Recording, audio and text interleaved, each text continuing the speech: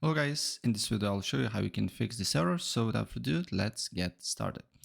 First of all, what you need to do here, you need to open up PowerShell. Windows PowerShell, make sure to open as admin. And then you need to put few commands. So the first command will be this one. All the commands will be in the video description below, so you can easily copy and paste it. Put first command, then you need to put second command here, second command.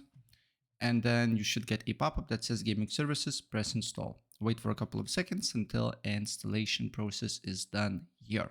Then you can reboot your PC and look if the problem persists or not. If the problem persists, you need to go to services. Then you need to click on one of the tasks here and scroll down all the way down until you see Xbox tasks. In my case, there is 4 tasks. So what you need to do here, you need to click them one by one and make sure that it's running and it's startup type on automatic. And as you can see here, this one is stopped and manual. So just start and make it running. And if all the, for example, tasks here is running and automatic, then what you can do here is to right click and refresh it, restart it, right?